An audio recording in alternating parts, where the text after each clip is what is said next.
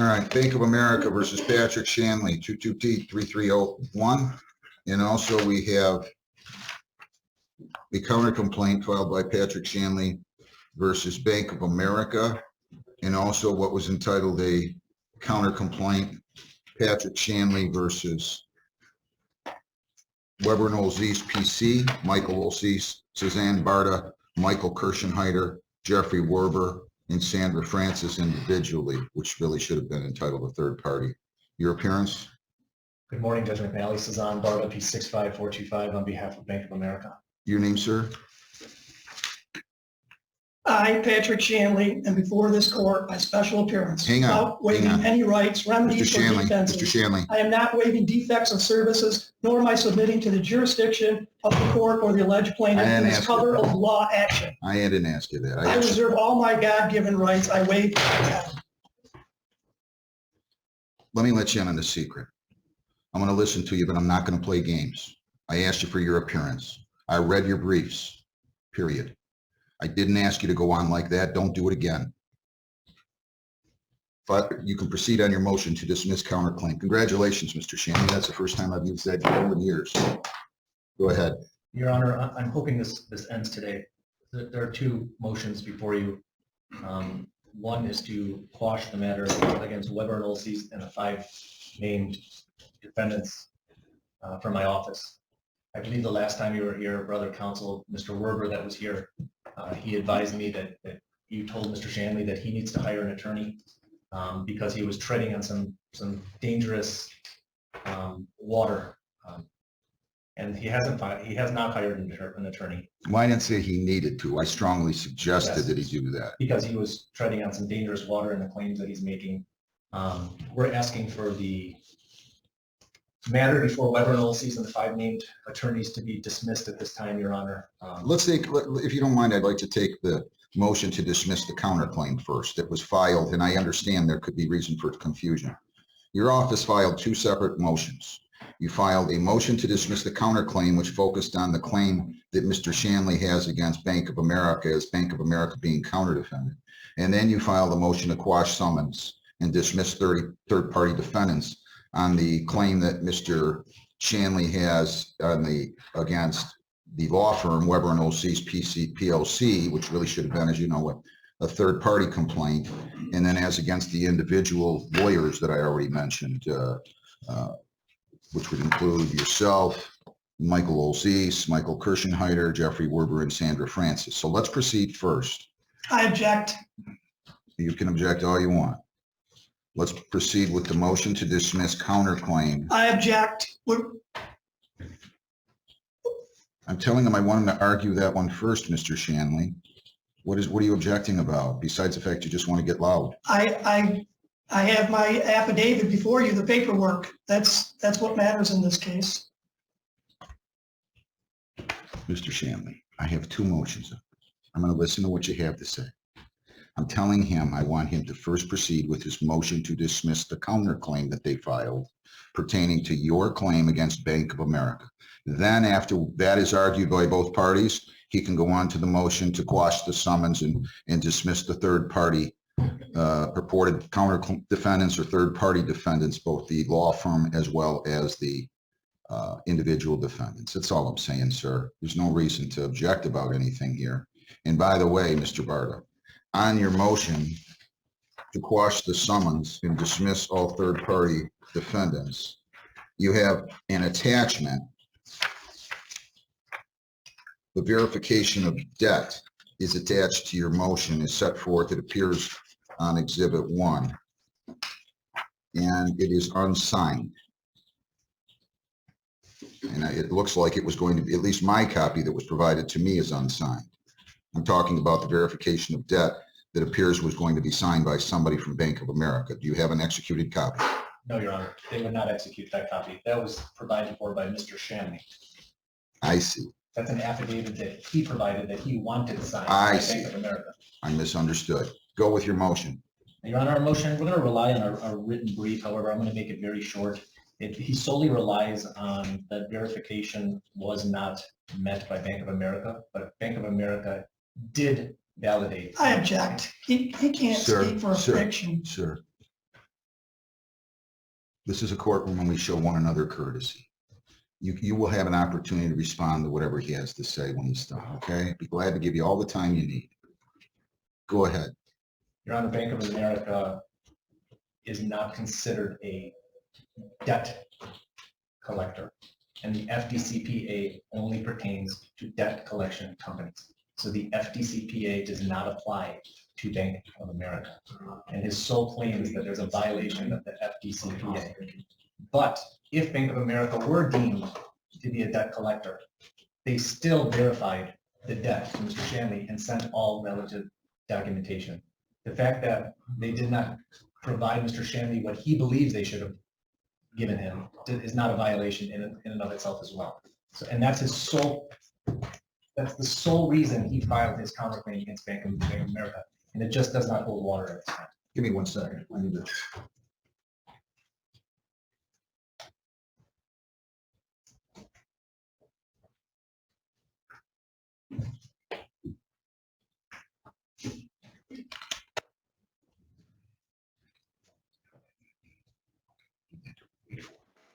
All right, Mr. Shanley, your response.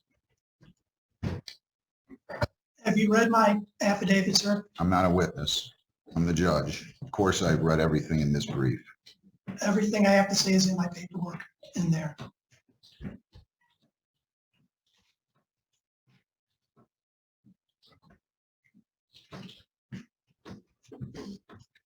So here's what I'm left with.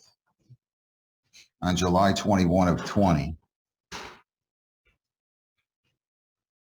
it appears to the court that the defendant counterplaintiff entered into a contract with plaintiff counter-defendant Bank of America. Bank of America provided credit to Mr. Shanley. Defendant counterplaintiff made some payments thereon. That forms the basis of a contract.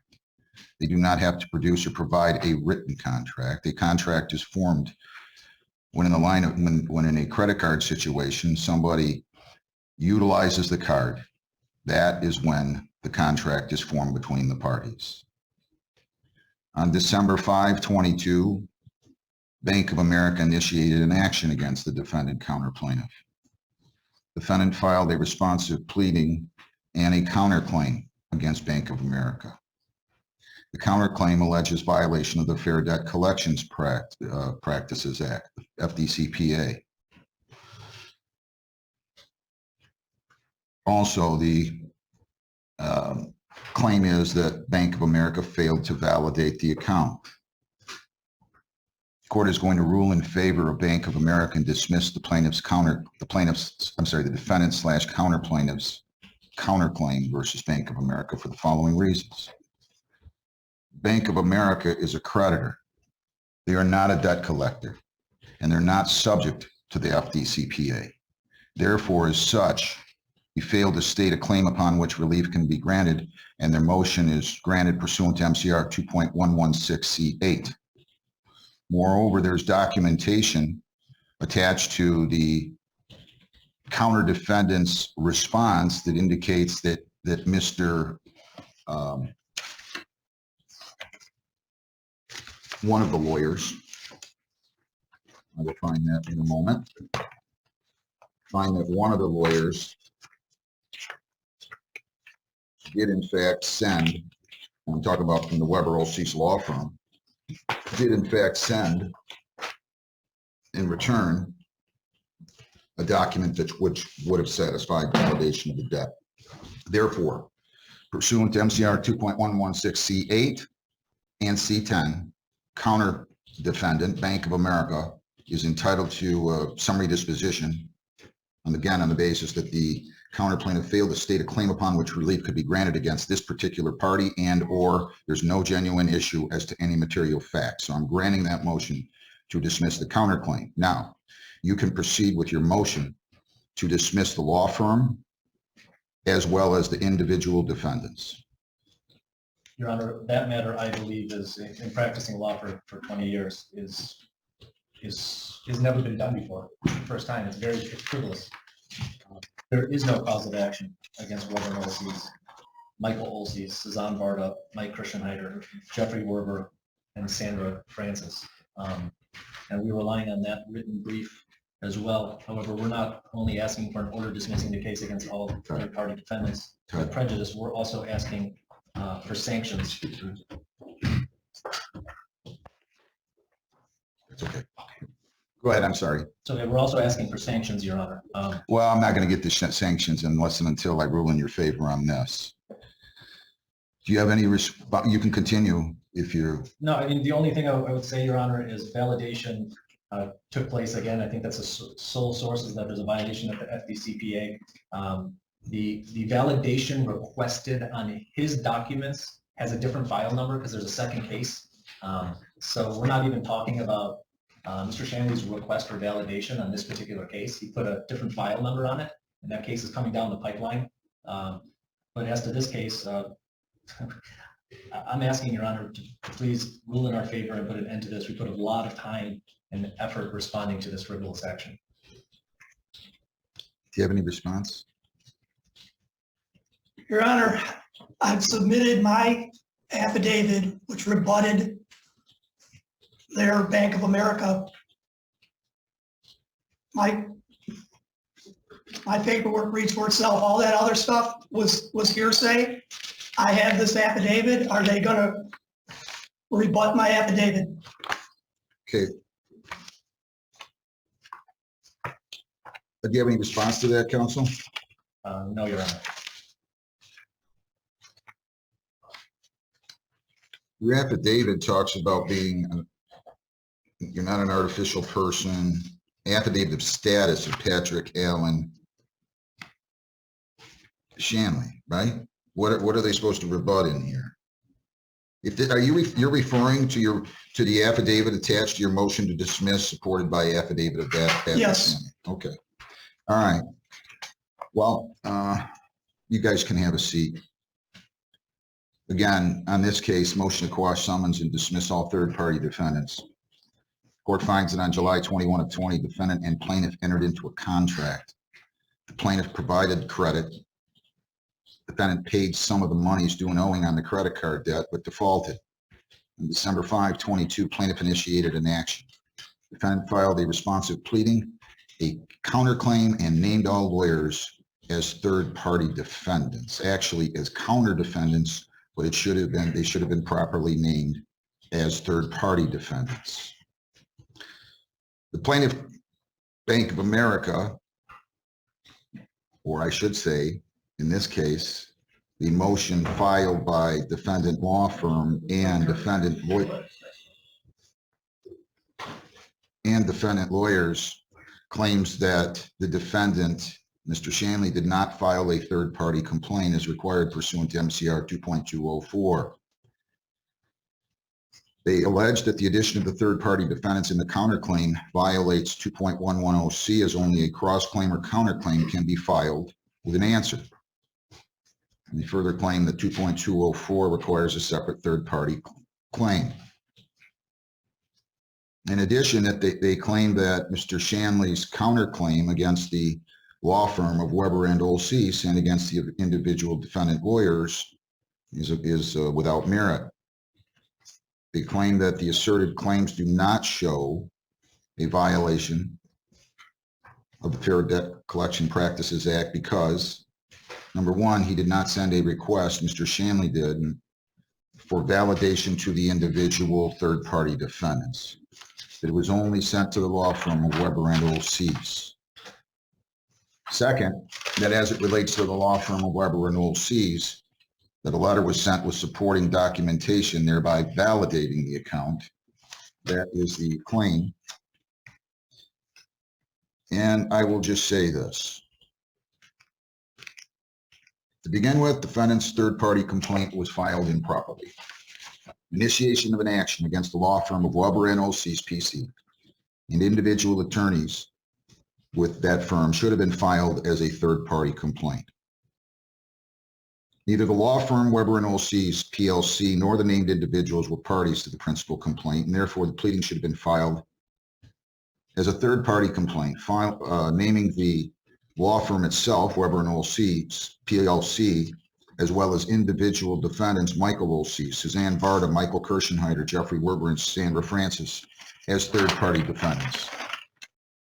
Make no mistake about it, though, the court would gladly permit, and I read Mr. Shanley's brief with regard to how pro se litigants should in essence have rules construed more liberally in their favor, so that if there's a technical violation of the court rules or a technical violation of filing of certain pleadings, that the court should permit it. And I have no difficulty permitting Mr. Shanley to file a third-party complaint in the proper form as against Weber and Olsey, PLC, and or against the individual defendants.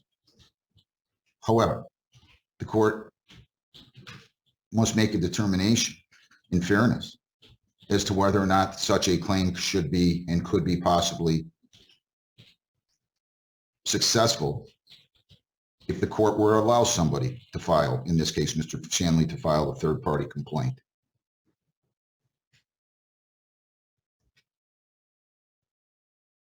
There is no evidence that defendant sent a request to the individual attorneys. No evidence whatsoever. That would have required them individually to validate the debt to conform to the Fair Debt Collections Practice Act.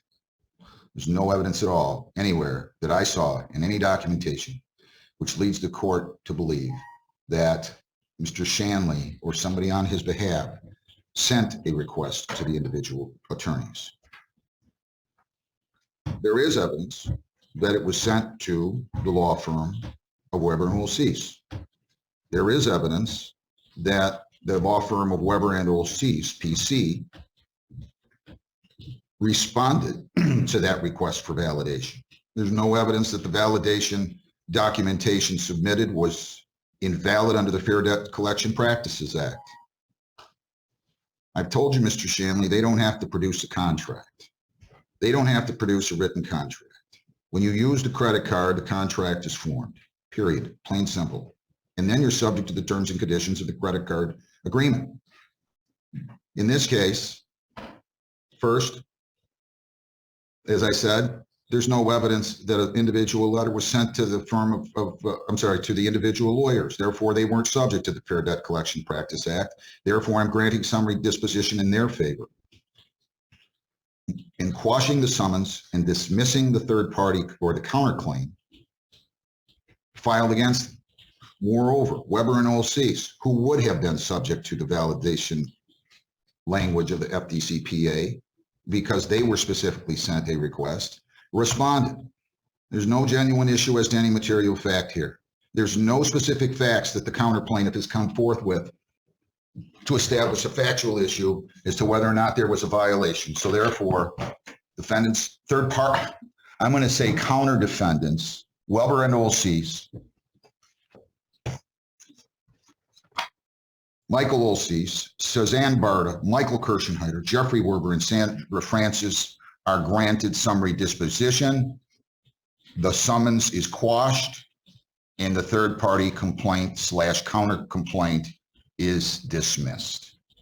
Now, that concludes this hearing. You wanted to move for sanctions. What do you have to say about that? Your Honor, other than the time and effort that has been put into this matter in responding, there's another case coming down the pipeline. I don't know if Mr. Shanley's been served with that case. It's another Bank of America case. If you do not award sanctions of any kind, then I don't believe it would be fair for the attorneys in my law firm at Weber and Olsey to have to put additional time and effort on the next case. So I believe it's imperative that you grant the sanctions at this time so that this doesn't happen again. Thank you. Mr. Shanley? Your Honor, the last time I was here, you lectured me on that I should Get a lawyer and pro se. Okay, I'm not doing this pro se. I'm not representing myself. I am myself. Wow. I have an affidavit there that rebuts Bank of America's claim. It's in my paperwork. I was trying to do you a favor, Mr. Shanley. I was trying to tell you, please consult with a lawyer so you don't proceed with lawsuits that are frivolous in nature and force the court to do something that I don't want to do. That's what my purpose was in telling you that you should get an attorney. You have every right to represent yourself, whether it's a $5 lawsuit or you're representing yourself because you're charged with a serious felony. Every defendant, every party in this country has the right to represent themselves, just like I have the right to give myself a root canal. I have the right to fix my arm. I wouldn't do it. I told you nicely, I think on this case, I've only seen 1 or 2 people do it adequately in my 28+ years on the bench and my 11 years as a lawyer. But that's neither here nor there. You have that right. The problem is here that you're abusing this system. That's what you're doing. You are abusing this system. In my view, and the court finds that the primary purpose in initiating this action against these lawyers in this law firm was to harass, embarrass, or injure those individuals and that law firm. You had no reasonable basis to believe that the facts underlying the party's legal position were in fact true. And I'm finding that you advanced a frivolous claim in conjunction with that counterclaim complaint that you filed, period. I'm not going to award it on the counterclaim versus the bank. I am going to award sanctions on the counterclaim that was filed against the law firm and the individual lawyers. You don't get to do this. This is not some kind of a game. We don't think this is funny. I have a great sense of humor when I'm not in here. Not in here. This isn't some kind of an entertainment exercise. Now, the question is, what kind of sanctions are you entitled to? And that's what you're going to have to grapple with. Because even though I think his conduct was outrageous, and I do think it was outrageous, and this record should reflect that this court finds the conduct was outrageous. But sanctions is a law firm entitled to when they represented themselves, Mr. Barr. Had you gone out and hired another law firm and paid them $400 an hour, a very experienced law firm would have no difficulty in awarding recoupment of those attorney fees. The question is, what kind of reasonable attorney fees is one entitled to? And what types of sanctions is one entitled to when they've represented themselves? So here's what you're going to do, please. And it does not have to be lengthy. You can do it by Zoom, but you can prepare an order granting the motions for summary disposition based on the grounds I stated previously, just here 10 minutes ago. Then I'd like you to file a motion. It doesn't have to be lengthy, but you're going to have to set forth what sanctions you believe that you're entitled to. To the extent that you believe that you're entitled to attorney fees, the law firm can set forth how much time was expended, what their hourly rate was, and why those attorney fees would be reasonable under the circumstances. But I have to tell you, I'm going back to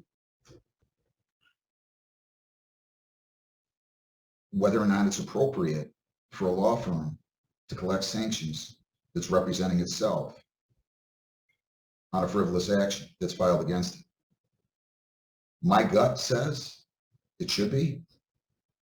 My brain says I don't know that it can be. Am I making sense? Yes, Your Honor. I believe if there wasn't a second file coming down the pipeway, I would be amenable to walking out of this courtroom and being done with this action. Well, that's neither here nor there. I don't even know if that case is going to be assigned to me, and I'll rule if it is on the facts and the law pertaining to that particular case. That's up to you guys. But to the extent I'm going to grant your motion, you can put it right in there. The court finds this was a frivolous action. And so your order should say order granting summary disposition on the 2 claims, and you can put that in. And you can also add in finding counterclaim filed versus law firm and lawyers is frivolous within the meaning of the statute, MCL 600.25913A, I and 2, small I and small 2. And that the court is directing that you file a written motion and itemize your what costs and sanctions you believe you're entitled to. And again, you're going to have to focus a bit on whether it's appropriate that a law firm representing itself is reimbursed. I'm not getting into whether other cases should or shouldn't be filed. I don't, like I said, I don't even know if that case is assigned to me. Is it? Do you know? I don't. Do you know, Mr. Shanley? I'm sorry, I do not know. but that's the ruling. Any clarification needed? No, Your Honor, if, Are you going to rule on my motion to dismiss? I'm denying it for the reasons stated. I object. I know. It's okay, you can appeal. I'm not always right, Mr. Shanley. Your Honor, I have two, We have an established Proposal. jurisdiction. All right, listen, I don't want to hear it. You can take all this transcript and go to a reviewing court. I have two proposed orders. Can I present them? Let me see. May I approach? You can't. The top one is a proposed order dismissing the counterclaim against Bank of America. The second one is a proposed order dismissing the case with prejudice as to Weber and Olsey's and all named attorneys. If the court wishes to exclude the sanctions portion of that, I'd prefer, I'll sign your order dismissing counterclaim with prejudice versus Bank of America. I believe, Your Honor, Weber and Olsey's is not, there's a chance that we're not going to be filing the motion as to, I still want the order to reflect what happened, and this doesn't do it. okay, So I want you to put in there, the court further finds, after you set forth the preamble, that I'm granting I'm dismissing the quashing the summons and dismissing the third party / counter complaint against the individual lawyers and the corporation, that the court found that the counter plaintiff's action filed against the law firm and the individual lawyers was frivolous pursuant to the meaning of 600, write that down, 600.2591, and that the court has invited the plaintiff to file, the lawyers and the law firm to file a motion for imposition of sanctions, itemizing that which they believe that they're entitled to. correct. But the court would, if you're going to ask for attorney fees, and I want it right in the body of the order, court's going to need authority to award attorney fees to a law firm that was representing itself. So that's it. I'm handing you the order on the top. You can keep the other order in the file if you'd like. And that is it. Linda, that's all right. Yes, Your Honor. No, that's okay. I got it. Okay. What's today? 13.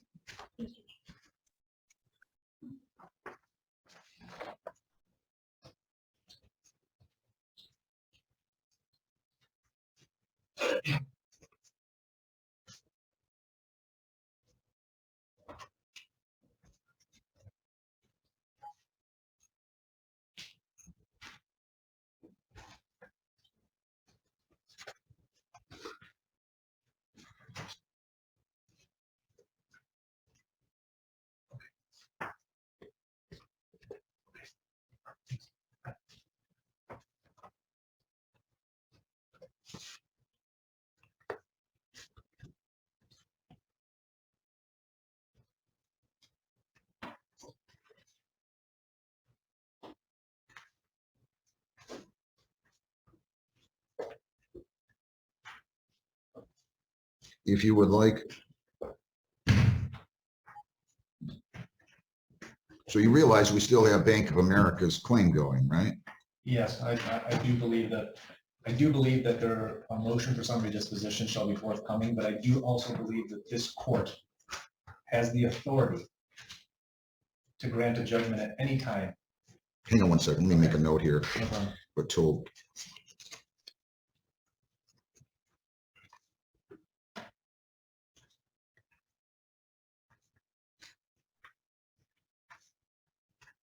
So your order should, your new order should also include a denial of defendant's motion to dismiss. So.